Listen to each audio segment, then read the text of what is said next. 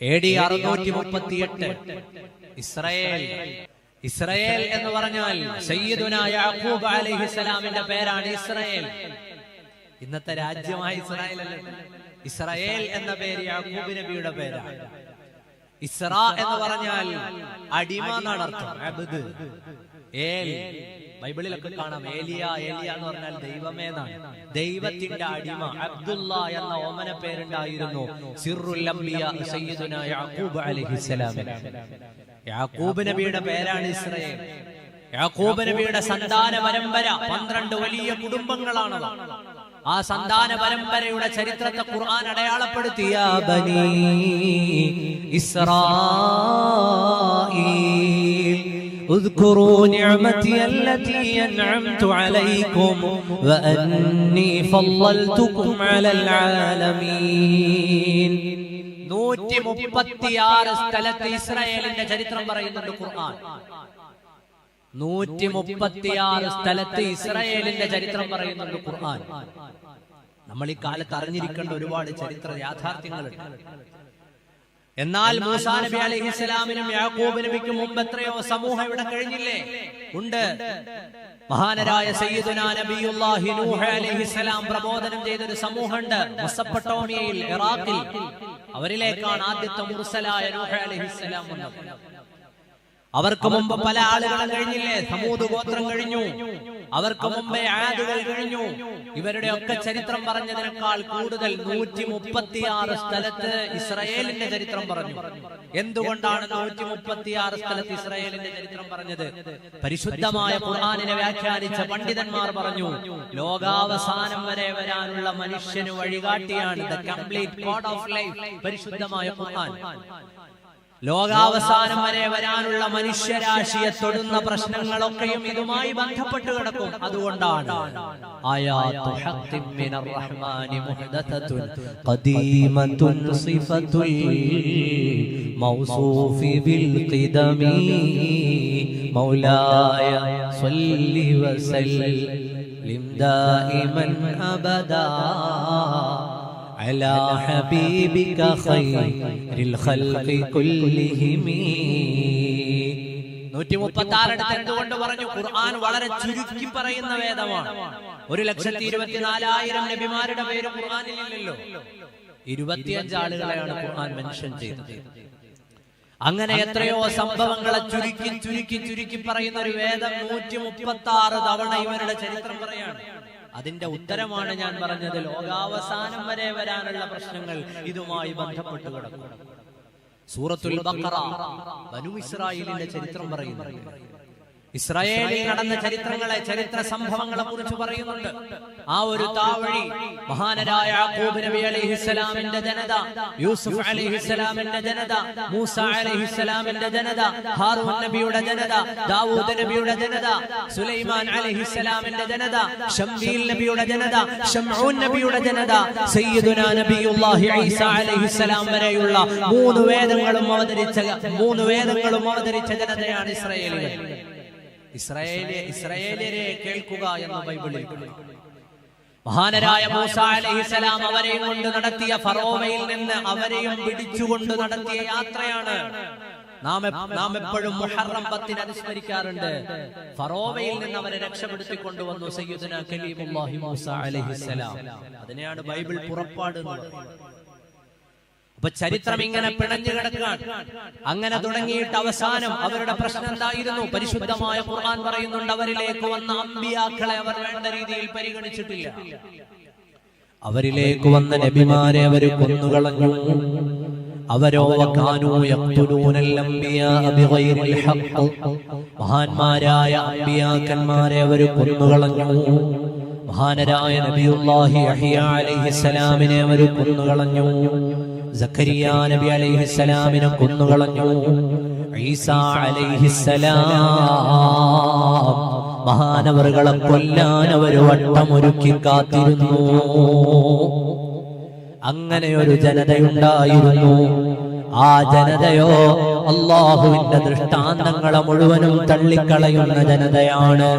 അവരാണ് മഹാരഥന്മാരായ അമ്പിയാക്കളെ വധിച്ചു കളഞ്ഞത്. ആ ജനതയുടെ ചരിത്രം വളരെ സ്പഷ്ടമായി ഖുർആൻ പറയുകയാണ്. നമ്മുടെ കൺമുന്നിൽ അത്യാധുനിക ലോകത്തിന്റെ സംഭവ വികാസങ്ങൾ വരുമ്പോ അവരാരായിരുന്നു എന്ന് വരച്ചിടുകയാണ് ഖുർആൻ. ഈസാ അലൈഹിസ്സലാമിനെ കുരിശിലേറ്റിയത് ജൂതന്മാരാണ് എന്നാണ് ക്രൈസ്തവ വിശ്വാസികൾ വിശ്വസിക്കുന്നത്. നമ്മൾ വിശ്വസിക്കുന്നത് വമാ ഖതലൂഹു വമാ സലബൂഹു വലാകിൻ ശുബ്ബിഹ ലഹു. ഈസാ നബി അലൈഹിസ്സലാമിനെ ഒരാളും ക്രൂശിച്ചിട്ടില്ല എന്നാണ് നമ്മൾ വിശ്വസിക്കുന്നത്. എന്നാൽ തങ്ങളുടെ ദൈവമായ യേശുക്രിസ്തുവിനെ കുരിശിലേറ്റിയ ക്രൂശിച്ച മനുഷ്യർ, അവർക്കെതിരെ യൂറോപ്പിൽ എത്രയോ വലിയ അക്രമങ്ങൾ നടന്നിട്ടുണ്ട്. അവിടെയൊന്നും മുസ്ലിങ്ങൾ പ്രതികളല്ല. AD 70 യേശുക്രിസ്തുവിന് ശേഷം 70 കൊല്ലം കഴിഞ്ഞു. ജൂതന്മാർ ഫലസ്തീനിൽ ആരാധിക്കുന്ന സോളമൻ ടെമ്പിൾ തകർത്തു കളഞ്ഞു. ടൈറ്റസ് റോമക്കാരനായിരുന്നു. റോമക്കാരനായ ടൈറ്റസ് ആണ് ഏറ്റവും വിലപിടിപ്പുള്ള സമ്പാദ്യങ്ങളിൽ ഒന്നാണ് എന്നവർ വിശ്വസിക്കുന്ന ആരാധനകളുടെ കേന്ദ്രമായ സോളമൻ ടെമ്പിൾ തകർത്തു കളഞ്ഞത്. AD 138 ഹഡ്രിയാൻ എന്ന രാജാവ് കൊന്നുതള്ളിയത് 4 ലക്ഷം ജൂതന്മാരെയാണ്. പിന്നീട് ഇങ്ങോട്ട് നമുക്കെല്ലാവർക്കും അറിയുന്നത് പോലെ ഹിറ്റ്ലർ വരെയുള്ള ആളുകൾ ജൂതന്മാരെ കൊന്നുതള്ളി. കാരണം ആദർശപരമായി, ആശയപരമായി, വിശ്വാസപരമായി അവർ തമ്മിലായിരുന്നു പ്രശ്നം ഉണ്ടായത്. അവിടെയൊന്നും ഇസ്ലാം ഉണ്ടായിരുന്നില്ല. ഇസ്ലാമിന്റെ നീതിയുടെ പാഠം അവിടെയാണ് വായിക്കേണ്ടത്. സയ്യിദുനാ ഉമർ ഇബ്നുൽ ഖത്താബ് റളിയല്ലാഹു അൻഹു ഫലസ്തീൻ പിടിച്ചെടുക്കുന്നത് 638 AD-യിലാണ്. അന്ന് മഹാനവറുകൾ നേരിട്ടാണ് ജെറൂസലമിലേക്ക് ചെന്നത്. അവരെ കാത്തിരുന്നതോ അവിടെയുള്ള എല്ലാ മതവിഭാഗങ്ങളിലും, മജൂസികളിലും, ക്രൈസ്തവരിലും, ജൂതന്മാരിലും എല്ലാം പെട്ട ആളുകൾ മഹാനവറുകളെ കാത്തിരുന്നു. ഖലീഫ, നിങ്ങളെ കാണാൻ ഞങ്ങൾ ആഗ്രഹിക്കുന്നു ഖലീഫ. ഖലീഫയായ ഉമർ ഇബ്നുൽ ഖത്താബ് തങ്ങളെ കാത്തിരുന്നത് എല്ലാ മതവിഭാഗത്തിലുമുള്ള ആളുകളാണ്. കാരണം അവർക്കറിയാം വരുന്നയാൾ ഇസ്ലാമിന്റെ നേതൃത്വമാണ്. മുസ്ലിമീങ്ങൾ ഇവിടെ വർഗീയതയുണ്ടാക്കുന്നവരല്ല, ചിത്രതയുണ്ടാക്കുന്നവരല്ല, ഡിസ്ക്രിമിനേഷൻ നടത്തുന്നവരല്ല. ഞങ്ങളെ പകുത്തുവെച്ചവര് വർത്തമാനം പറയില്ല. അതുകൊണ്ട് അവരെല്ലാവരും കാത്തിരുന്നു. ഖലീഫ, ഞങ്ങൾക്കുള്ള ആരാധനാ സ്വാതന്ത്ര്യങ്ങൾ, അവകാശങ്ങൾ നിങ്ങളോടൊന്ന് സംസാരിച്ചു തീർപ്പ് കൽപ്പിക്കാൻ ഞങ്ങൾക്ക് അവസരം നൽകണം. എല്ലാ മതവിഭാഗങ്ങളും കാത്തിരുന്നപ്പോ ജെറൂസലമിലേക്ക് വന്നു ചേർന്ന ഖലീഫയാണ് ഉമർ ഇബ്നുൽ ഖത്താബ് റളിയല്ലാഹു അൻഹു. നമുക്കങ്ങനെയാണ് ആകാൻ കഴിയുക. ഉമർ ഇബ്നുൽ ഖത്താബ് റളിയല്ലാഹു അൻഹുവിനോട് അവിടെ വെച്ചിട്ട് ഒരു കരാർ എഴുതി നഫ്രാസിസ് പാതിരി.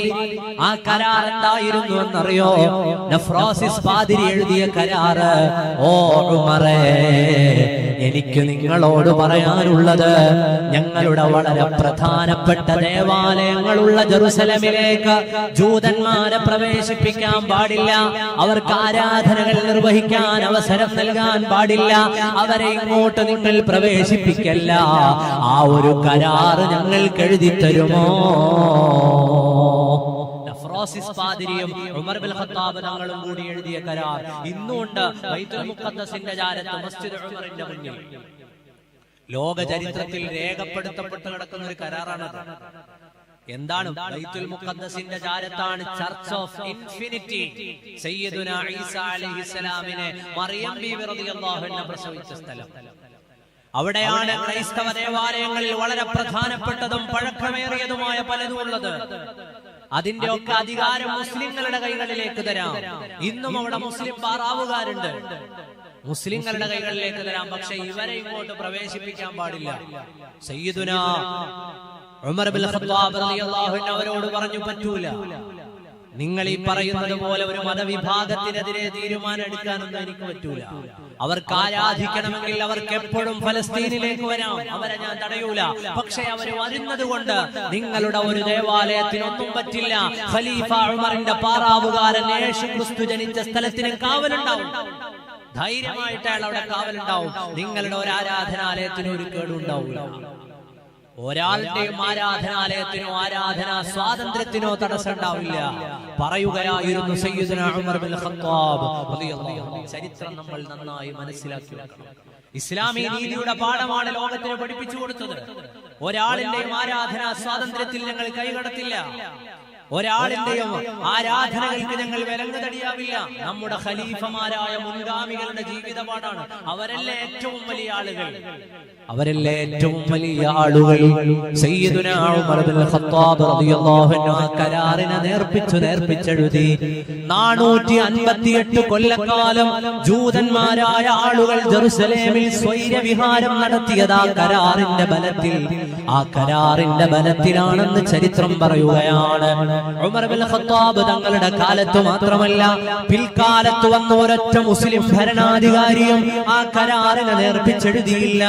ആ കരാർ അനുസരിച്ച് അവിടെ ജൂതന്മാര് വന്നു, ആരാധനകൾ നടത്തി, അങ്ങനെ മനോഹരമായി ജീവിച്ചു മുന്നോട്ടു പോയി. ആ കരാറിനെ പറ്റിയില്ല. പിന്നീട് ഫലസ്തീൻ മുസ്ലിങ്ങളുടെ കൈകളിൽ നിന്ന് നഷ്ടമായി. എപ്പോഴാണ് പിന്നെ പ്രശ്നം ഉണ്ടായി തുടങ്ങുന്നത്? ഫലസ്തീനിൽ പ്രശ്നം ഉണ്ടാവുന്നത് 1800കളുടെ അവസാനമാണ്.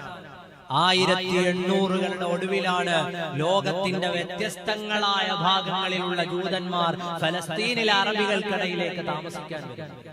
അവരവിടെ ലാൻഡ് വാങ്ങിയിട്ട് ഉള്ള സ്ഥലം വളച്ചുകെട്ടി അതിന്റെ ഇടയിൽ ജീവിതം ആരംഭിക്കുന്ന കാലമാണ്.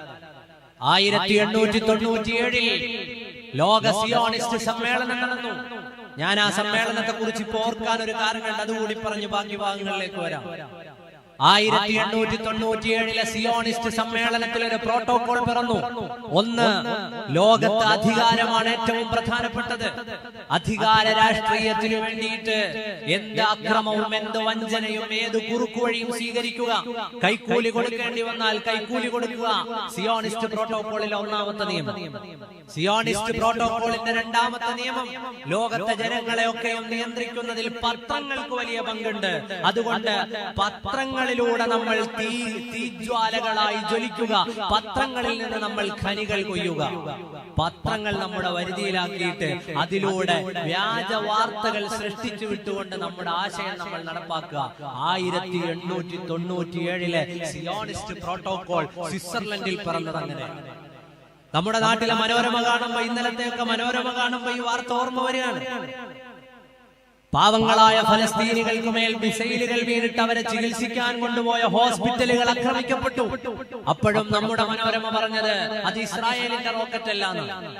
അവിടുത്തെ ക്രൈസ്തവ വിഭാഗങ്ങൾ നിർമ്മിച്ചു നൽകിയ ഹോസ്പിറ്റലിലേക്ക് പരിക്കേറ്റ മനുഷ്യരെ ചികിത്സിക്കാൻ കൊണ്ടുവന്നപ്പോ മനുഷ്യത്വം ഏതുമില്ലാതെ അതിലും മിസൈൽ ഇട്ടിട്ട് അതിനെ ന്യായീകരിക്കുന്ന പത്രം നമ്മുടെ നാട്ടിൽ. ആലോചിച്ചു നോക്കൂ, ഇന്ന് വാർത്തകൾ കിട്ടാൻ എത്ര വഴിയുണ്ട്.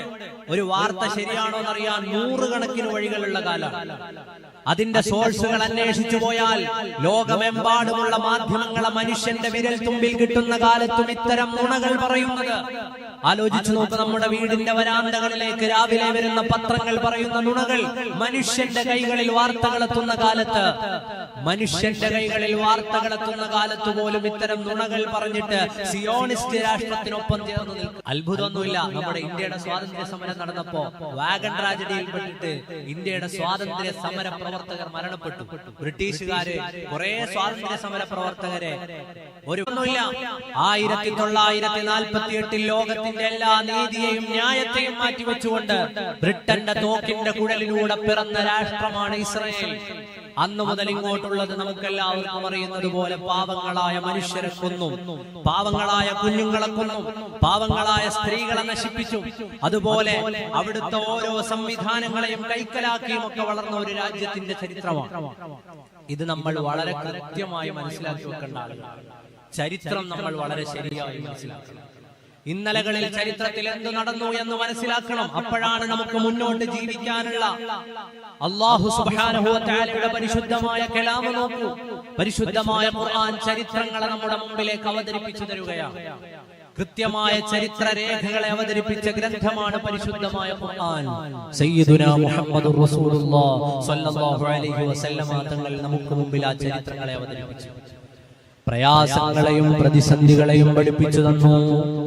എല്ലാ പ്രയാസങ്ങളുടെ കാലത്തും അതിജയിക്കാനുള്ള വഴിയും പഠിപ്പിച്ചു തന്നു. ഫലസ്തീനിലെ യുദ്ധം ആരംഭിച്ചതിനു ശേഷം ഇന്നുവരെ പിഞ്ചു കുഞ്ഞുങ്ങളുടെ ജനാസ വീഴുന്ന കാഴ്ചകൾ നമ്മൾ കണ്ടുകൊണ്ടിരിക്കുന്ന പ്രയാസകരമായ ഒരു സാഹചര്യം. തങ്ങളുടെ ഇഷ്ടങ്ങൾക്കനുസരിച്ച് ഒരു സമൂഹത്തിന്റെ മേലേക്ക് കടന്നുകയറി ആ സമൂഹത്തിന്റെ ജീവിതത്തെ മുഴുവനും താറുമാറാക്കി അവരുടെ രാജ്യവും അവരുടെ വെള്ളവും അവരുടെ സ്ത്രീകളെയും അവരുടെ ഭക്ഷണത്തെയും അവരുടെ ആകാശത്തെയും അവരുടെ വസ്ത്രത്തെയും എല്ലാം കവർന്നെടുത്ത ഒരു രാജ്യം നടത്തുന്ന കിരാതമായ വർത്തമാനങ്ങൾ നമ്മുടെ ചുറ്റും കേട്ടും കണ്ടുകൊണ്ടിരിക്കുന്ന ഈ സമയത്ത് മനുഷ്യനു വേണ്ടി ശബ്ദിക്കുകയും മനുഷ്യപക്ഷത്തു നിന്ന് വർത്തമാനം പറയുകയും ചെയ്യേണ്ടത് മാനവികത ഹൃദയത്തിലുള്ള എല്ലാവരുടെയും ഉത്തരവാദിത്തമാണ്. ഫലസ്തീനിൽ മരിച്ചു വീഴുന്ന മനുഷ്യർക്ക് വേണ്ടി ശബ്ദിക്കേണ്ടത് ഇവിടുത്തെ മുസ്ലിങ്ങൾ മാത്രമല്ല. ഫലസ്തീനിൽ മരിച്ചു വീഴുന്ന പാവങ്ങളായ പൊന്നോമന മക്കളുടെ ജനാസകൾ കാണുമ്പോൾ കരൾ പൊട്ടേണ്ടത് ഇവിടുത്തെ ഏതെങ്കിലും ഒരു മതവിഭാഗത്തിലുള്ളവർ മാത്രമല്ല. കുഞ്ഞുങ്ങളുള്ള എല്ലാവരുടെയും ഹൃദയത്തിലേക്ക് ആ വേദനകൾ വരണം. എല്ലാവരുടെയും ഉള്ളിലേക്ക് ആ പ്രയാസങ്ങൾ വരണം. അവർക്ക് വേണ്ടി പ്രാർത്ഥിക്കുകയും വേദനകളിൽ അവരോടൊപ്പം ഐക്യദാർഢ്യപ്പെടുകയും അവർക്ക് അനുഗ്രഹങ്ങൾ ഉണ്ടാകാൻ, ലോകത്ത് സമാധാനമുണ്ടാകാൻ വേണ്ടി പ്രാർത്ഥിക്കുകയും ചെയ്യേണ്ടവരാണ് നമ്മൾ. നമ്മുടെ പ്രാർത്ഥനകളൊക്കെയും അങ്ങനെയാണ്. ഇസ്ലാം അങ്ങനെയാണ് ലോകത്തെ പഠിപ്പിച്ചത്. അല്ലാഹുമ്മ അന്തസ്സലാം ومنك السلام وإليك يرجع السلام حينا ربنا بالسلام وأدخلنا دار السلام. ഓരോ പ്രാർത്ഥനയുടെയും ശേഷം നമ്മൾ അല്ലാഹുവിനോട് ചോദിക്കുന്നത്, അല്ലാഹു സുബ്ഹാനഹു വ തആലയോട് പറയുന്നത്, അല്ലാഹു ആകുന്ന സർവാധികാരിയുടെ ശമനത്തിന്റെയും സമാധാനത്തിന്റെയും അല്ലാഹുവിൽ നിന്നുള്ള അനുഗ്രഹപൂർണമായ സമാധാനത്തിന്റെ വർഷങ്ങൾ ഭൂമിയിൽ പെയ്തിറങ്ങാനാണ്. അല്ലാഹുമ്മ അന്തസ്സലാം. വിശ്വാസികളുടെ പ്രാർത്ഥനകൾ അങ്ങനെയാണ്. വിശ്വാസത്തിന്റെ ജീവിത ശൈലിയും അങ്ങനെയാണ്. നമ്മെ പഠിപ്പിച്ച നേതാവാണ് മുഹമ്മദുർ റസൂലുള്ളാഹി സ്വല്ലല്ലാഹു അലൈഹി വആലിഹി വഅസ്ഹാബിഹി വസല്ലം. അവിടുന്ന് മക്കയിൽ നിന്ന് മദീനയിലേക്ക് ഹിജറ വന്നു. 2 യുദ്ധങ്ങൾ കഴിഞ്ഞു. ഹിജറ 5-ാമത്തെ വർഷം ഹബീബായ നബി തങ്ങൾ ഒരു വാർത്ത അറിയുകയാണ്. മക്കയിൽ ജനങ്ങൾക്ക് കഴിക്കാൻ ഭക്ഷണമില്ല. മക്കയിൽ കഴിക്കാൻ ഭക്ഷണമില്ല, കുടിക്കാൻ വെള്ളമില്ല, ഒട്ടകങ്ങൾ ചുരത്തുന്നില്ല, ഈന്തപ്പനകളിൽ നിന്ന് കായ്കൾ ലഭിക്കുന്നില്ല. ചുടുകാറ്റടിച്ചിട്ട് മരുഭൂമി വല്ലാതെ പഴുത്തിട്ടുണ്ട്. ഒരു പ്രയാസത്തിന്റെ കാലത്തെ അവർ ഇങ്ങനെ ജീവിച്ചു തീർക്കുകയാണ്. കരയുകയാണ് മക്ക, അറിയുകയാണ് മുഹമ്മദുർ റസൂലുള്ളാഹി സ്വല്ലല്ലാഹു അലൈഹി വആലിഹി. മഹാനരായ തിരുനബിയുടെ അരികിൽ ഈ വാർത്ത അറിയുമ്പോഴോ ഏതു മക്കയാണ്? ജീവിക്കാൻ അനുവദിക്കാതെ പുറത്താക്കിയ മനുഷ്യരുടെ മക്ക, പാവങ്ങളായ സ്വഹാബിമാരെ മർദിച്ച മക്ക, ബിലാലിന്റെ മക്ക, അമ്മാറിന്റെ മക്ക, ഉമൈറിന്റെ മക്ക, അസ്ഹാബു റസൂലില്ലാഹ് ലാ ഇലാഹ ഇല്ലല്ലാഹ് പറഞ്ഞതിന്റെ പേരില് ശക്തമായ പീഡനങ്ങൾ ഏറ്റുവാങ്ങിയ രക്തസാക്ഷിത്വത്തിന്റെ കഥകൾ പറയാനുള്ള മക്ക. ആ മക്കയെ നോക്കി നെടുവീർപ്പോടെയാണ് തിരുനബി നാടുവിട്ടത്. ആ മക്കയിൽ നിന്ന് വന്ന സൈന്യമാണ് ബദറിലും ഉഹദിലും എതിർഭാഗത്തു നിന്ന് കൊല വിളിച്ചത്. ആ സൈന്യത്തിന്റെ മക്ക ശത്രുതയുള്ള ജനങ്ങൾ ഒന്നടങ്കം പാർക്കുന്ന മക്ക. മക്കയിൽ നിന്നൊരു വാർത്ത വരുകയാണ്, മക്കയിൽ കഴിക്കാൻ ഭക്ഷണമില്ല, കുടിക്കാൻ വെള്ളം കിട്ടാനില്ല, ക്ഷാമത്തിലാണ് മക്ക. നബി സല്ലല്ലാഹു അലൈഹി വസല്ലമ തങ്ങൾ ഒരാളെ വിളിക്കുകയാണ്, പോകുമോ മക്കയിലേക്ക്, അവിടുത്തെ അവസ്ഥകൾ പഠിക്കുമോ? ഹിജറ വന്നിട്ട് 5 കൊല്ലമേ ആയിട്ടുള്ളൂ. അബൂ സുഫിയാൻ അന്ന് ഇസ്ലാമിന്റെ ശത്രുതയുടെ പക്ഷത്താണ്. അബൂ സുഫിയാന്റെ വാതിലിൽ ഒരാൾ ചെന്ന് മുട്ടാണ്. അബൂ സുഫിയാൻ വാതിൽ തുറക്കുമോ? അബൂ സുഫിയാൻ ചോദിച്ചു, നിങ്ങൾ എവിടുന്ന് വരുന്ന ആളുകളാണ്? മഹാനരായ തിരുമേനി സല്ലല്ലാഹു അലൈഹി വസല്ലം പറഞ്ഞു വിട്ടിട്ട്, മദീനയിൽ നിന്ന് വരുന്നയാളാണു ഞാൻ, എന്റെ പേര് അംർ ഇബ്നു ഉമയ്യ, നിങ്ങൾ എനിക്ക് വാതിൽ തുറന്നു തരുമോ? അബൂ സുഫിയാൻ വാതിൽ തുറക്കുന്ന നേരത്ത് അംർ ഇബ്നു ഉമയ്യ എന്ന സ്വഹാബിയുടെ വർത്തമാനം വരികയാണ്. ഞാൻ എന്തിനാണ് വന്നതെന്നറിയുമോ? എന്നെ ആരാണ് പറഞ്ഞയച്ചതെന്നറിയുമോ? എന്നെ പറഞ്ഞയച്ചത് നിങ്ങൾ ഈ നാട്ടിൽ നിന്ന് പറഞ്ഞു വിട്ട മുഹമ്മദുർ റസൂൽ സ്വല്ലല്ലാഹു അലൈഹി വസല്ലമ തങ്ങളാണ്. ഞാൻ വരുന്നത് മദീനയിൽ നിന്നാണ്. എന്റെ ലക്ഷ്യം എന്താണെന്നറിയോ?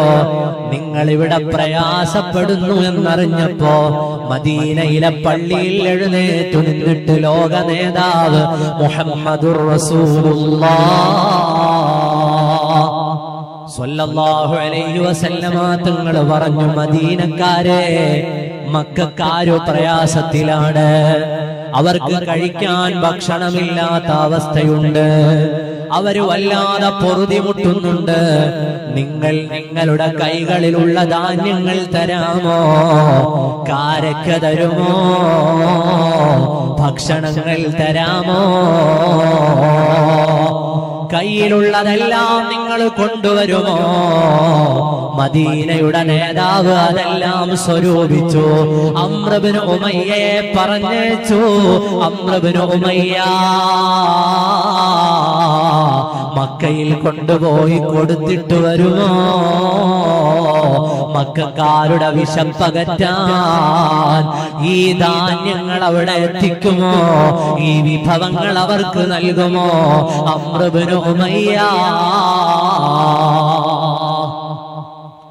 ഹബീബായ നബി സല്ലല്ലാഹു അലൈഹി വസല്ലം തങ്ങളെ ആട്ടിയോടിച്ച നാട്ടുകാര് വിശന്നുവെന്നറിഞ്ഞപ്പോ, പീഡിപ്പിച്ച നാടിന് വിശക്കുന്നുവെന്നറിഞ്ഞപ്പോ, പ്രയാസങ്ങൾ അവരുടെ നാടിനെ പൊതിഞ്ഞുവെന്നറിഞ്ഞപ്പോ, റഹ്മത്തുൽ ലിൽ ആലമീൻ സയ്യിദുനാ മുഹമ്മദുർ റസൂലുള്ളാഹ് സ്വല്ലല്ലാഹു അലൈഹി വസല്ലമ തങ്ങൾ അവർക്ക് ഭക്ഷണം അയച്ചു കൊടുത്തു, അവർക്ക് വെള്ളം എത്തിക്കാൻ അവസരം കൊടുത്തു, അവർക്ക് വേണ്ടതെല്ലാം തിരുമേനി അയച്ചു കൊടുത്തു. ആ ഒട്ടകത്തിന്റെ പുറത്തുള്ള ധാന്യങ്ങൾ ഇറക്കി വെക്കുമ്പോ അബൂ സുഫിയാന്റെ കണ്ണിൽ നിന്ന് കണ്ണുനീർ തുള്ളികൾ വരികയാണ്. അംർ ഇബ്നു ഉമയ്യ മദീനയിലേക്ക് ചെന്നിട്ട് ഞങ്ങളുടെ സഹോദരനായ മുഹമ്മദിനോട് സലാം പറയണേ, ആ മുഹമ്മദിനോട് നന്ദി പറയണേ, ആ മുഹമ്മദിനോട് അന്വേഷണം പറയണേ. അംർ ഇബ്നു ഉമയ്യ, ഓ ഞങ്ങളുടെ സഹോദരനായ മുഹമ്മദുർ റസൂൽ സ്വല്ലല്ലാഹു അലൈഹി വസല്ലമ തങ്ങളോട് ഞങ്ങളുടെ ഹൃദയത്തിന്റെ ഭാഷയിലുള്ള നന്ദി പറയണേ. കാരണം ഞങ്ങൾ വല്ലാത്ത ക്ഷാമം അനുഭവിക്കുകയാണ്. അവർക്ക് ക്ഷാമം വന്നു എന്നറിഞ്ഞപ്പോ അവർക്ക് വേണ്ട എല്ലാം നൽകാൻ മദീനത്തെ ജനങ്ങളിൽ നിന്ന് സംഭാവനകൾ സ്വരൂപിച്ച നേതാവാണ് മുഹമ്മദുർ റസൂലുള്ളാഹി സ്വല്ലല്ലാഹു അലൈഹി വസല്ലം. ഇസ്ലാം അത്തരം നീതിയുടെ വർത്തമാനങ്ങളെ ലോകത്ത് ചെയ്തിട്ടുള്ളൂ.